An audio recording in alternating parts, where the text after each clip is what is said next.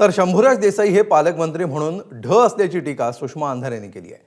115 कोटी रुपयेचं ड्रग्ज सापडले आणि त्या ठिकाणी स्पॉटवर असणारा ओंकार डिगे गायब कुठे झाला, त्या गावचा सरपंच जो युवा सेनेचा पदाधिकारी आहे तो कुठे आहे याचा सवाल अंधारे यांनी केलाय।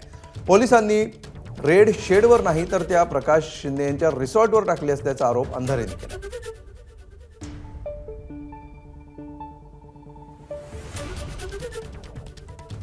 सरकारी कोयना प्रकल्पाची मिळकत जमीन असेल तर या जमिनीवर बांधकाम करण्याची परवानगी कुणी दिली हा प्रश्न आपण आधी विचारला होता। शंभूराज देसाईंच्या सारखी माणसं जी अत्यंत बोलघेवडेपणा करतात, जी फार मोठमोठ्या गप्पा हाणतात, मात्र पालकमंत्री म्हणून ती झिरो असतात।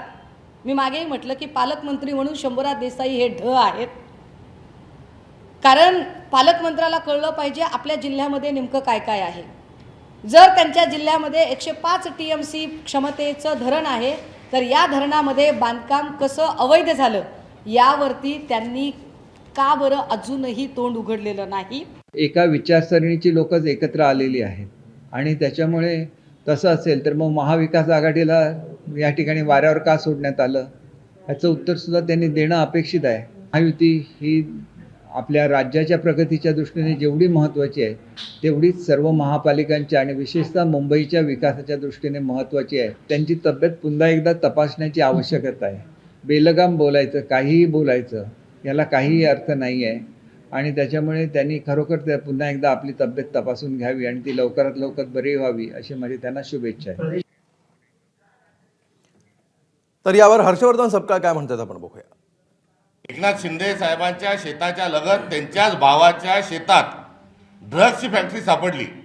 43 कामगार त्या ठिकाणी पकडले गेले। या 43 कामगारांपैकी 40 कामगारांना कुठलीही चौकशी न करता, नाव नोंदवून न घेता त्यांना तिथून सोडून देण्यात आले। हे 40 कामगार बंगाली होते का बांगलादेशी होते हेही माहीत नाही।